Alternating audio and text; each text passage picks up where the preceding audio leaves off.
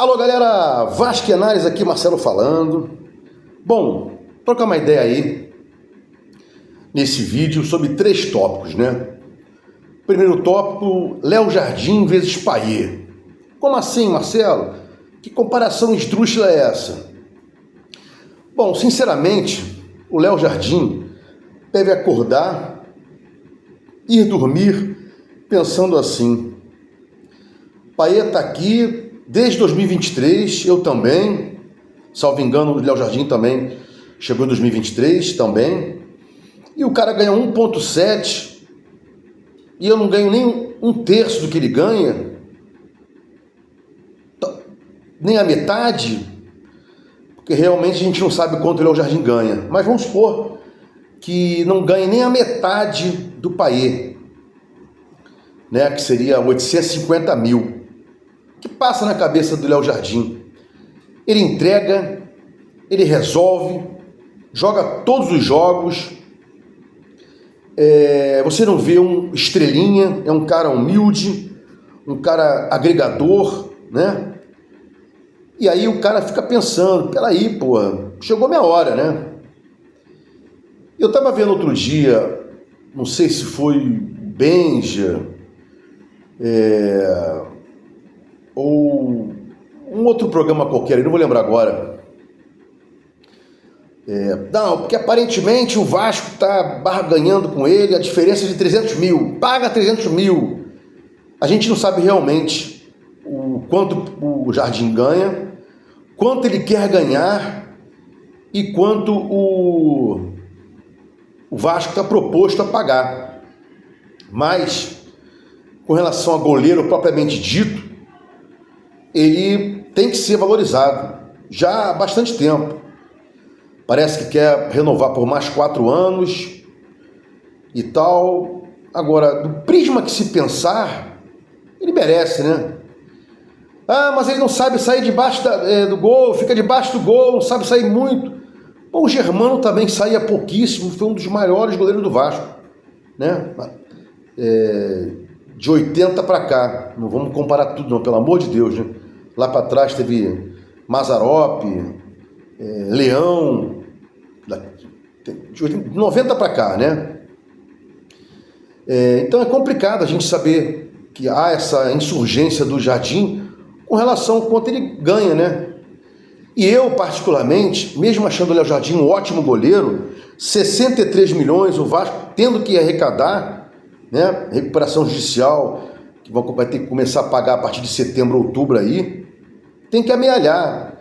Coloca esse dinheiro no cofre para começar a pagar. Mas tem essa história, né, que eu concordo, já conversei com amigos. Por quem é Fuzato? Fuzato é o goleiro reserva do Vasco. Mas quem é Daniel Fuzato? Né? Não joga, ninguém sabe se poderia substituir minimamente o Jardim. Não sei se poderia, né? Complicado, né? O Léo Jardim não dá chance a ninguém, nunca deu. E vai dar agora para o Fuzato? Acho que não, né? Então, mesmo aí, saindo um pouco do gol, tem essa dificuldade, mas no resto, se juntar lá as valências, nota 8,5, né? Talvez um 9. E aí fica a seguinte proposta: mesmo achando um excelente goleiro, 63 milhões eu venderia, né? Porque é muita grana para um goleiro. Mas tem gente que também, não, Marcelo, não vende não, tal. Respeito. Aqui não tem um dono da verdade, eu quero saber da sua opinião. Não vende mesmo 63 milhões, uma grande grana para um goleiro, ou não? Mantém e tal, aumenta o salário e tal. Quero saber da tua opinião, né? Bom, segundo tópico aí, seguinte: o agente do Jair jogou no ventilador, né? Aspas. Eles estão sacaneando o Jair, fecha aspas. O salário é alto, isso incomoda Pedrinho, isso incomoda Felipe. Outro dia saiu aí que o Felipe estaria ganhando por mês do Vasco em torno de 900 a 1 milhão de reais. Isso incomoda, ou deveria incomodar, o Pedrinho, né? Pagar 1.900.000 ao Felipe, isso é um escárnio. E o Pedrinho não é cargo remunerado, né? Pelo menos diretamente. Vou parar por aqui, porque o resto eu entraria numa zona aí tênue entre falar e não provar, né? E advogado, ele fala e prova, né? Nos autos, fora dos autos. Não sou jornalista para dizer que tenho fonte e não sei o que, uma pessoa me disse, e nada acontece com esses caras, né? Que uma fonte me falou, uma pessoa me falou, né? Depois a pessoa que falou errado. Não, quem errou foi minha fonte, não fui eu, né? Então, isso incomoda o Vasco, ao torcedor, deveria incomodar o torcedor, ao Pedrinho. O Felipe ganha R$1 milhão, mas não é o Pedrinho que manda, é o Alain Belaciano, é o Cristiano. Inclusive, o Alain falou em nome do Vasco aí, com relação à SPE. O Pedrinho não fala, né?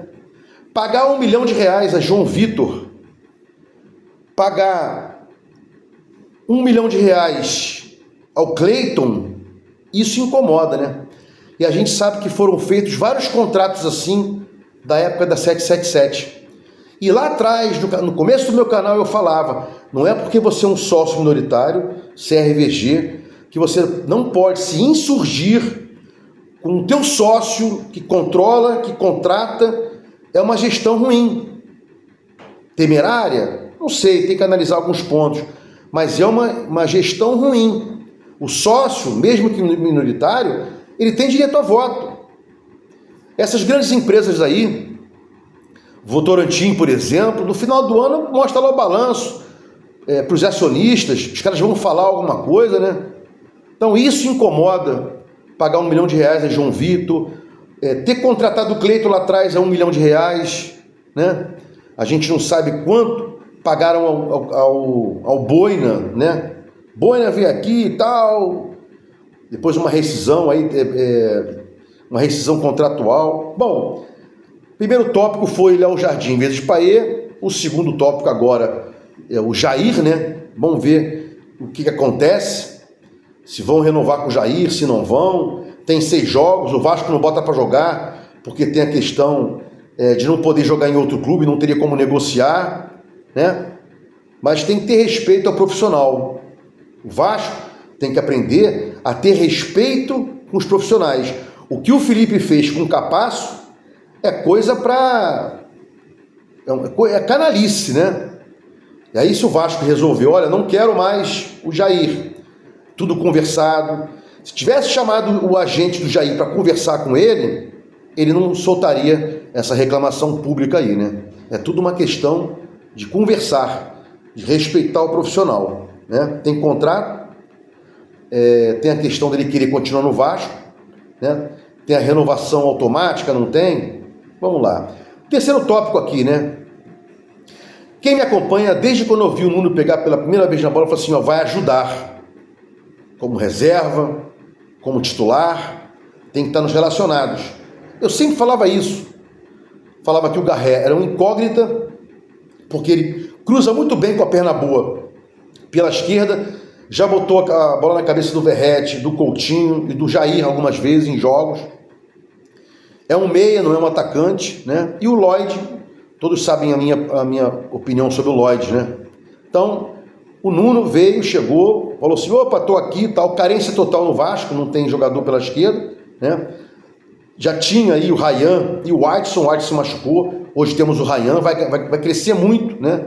E já pedi GB no vídeo anterior, tô pedindo GB aí, bota o GB para jogar, né? Inclusive no lugar do Lloyd, faz um teste aí. O GB é segundo atacante, pode não ser um atacante de correria, né? Mas é um segundo atacante e também faz de centroavante o primeiro atacante, né?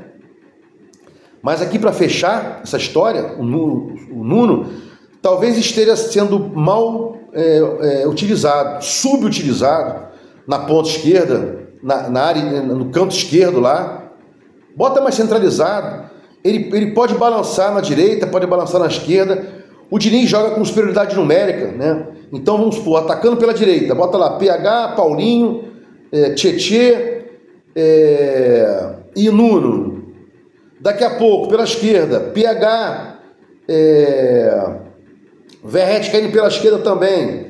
Bota o Nuno, né? O Nuno fica fazendo pêndulo. Ataque pela esquerda, ele fica ali para ajudar na tabela, né? Chegada do Hugo Moura, chegada do Paulinho, por exemplo, do Tietê, né?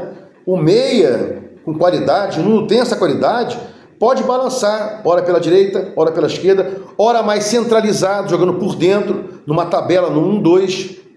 E para quem acompanha, o Coutinho está jogando mais recuado, um pouco à frente dos volantes. O Coutinho não sabe jogar de costas, reparem isso. O Nuno sabe jogar de costas. E um meio atacante tem que saber jogar de costas, né? Os mais antigos vão lembrar que o Roberto Dinamite, centroavante, para o final da carreira, recuou. E como jogava de costas aquela criança, né? Ele girava, deixando o Romário na cara do gol, deixando o Mauricinho na cara do gol. Uma época também jogou o Santos, que era um baixinho pretinho também, jogava muito, né? Então, o Nuno está sendo subaproveitado. Não é para ficar só na esquerda ali, pode rodar mais, inverter mais o jogo. Ora Coutinho pela esquerda, ora Nuno por dentro, e depois reveze isso aí, né? É o que temos no momento. E o Coutinho, o Diniz, né, vai dar um jeito nesse time aí. Temos que torcer para isso. A gente critica, mete porrada, né? Mas é sempre uma torcida positiva para que o Vasco possa fazer um grande jogo contra o Fluminense, que historicamente o Vasco ganha mais do que o Fluminense, né? Temos mais vitórias, manter essa diferença aí e subir cada vez mais na tabela. Vai estar com 10 pontos, a um ponto de quem está no rebaixamento, indo para 13 pontos, né? Vai chegar aí, sei lá, nono colocado, 10º, e manter-se ali na meiuca até o Diniz organizar mais esse time aí. Acho que, se contar direitinho no papel, tem uns 10, 12 times aí que estão mais organizados que o Vasco, mas o Vasco pode chegar e surpreender. Com trabalho, com disposição, com cobrança que o Diniz faz, né? Antes do jogo, durante o jogo, após o jogo, né? Agradecendo lá o pessoal. Bom, se gostou dos meus comentários, se inscreve aqui no meu canal Vasco Análise. Dá um like para mostrar o YouTube engajamento, sininho para mostrar o YouTube que você quer receber meus vídeos quando forem ao ar. Vasco em Análise, fique com Deus e até o próximo vídeo.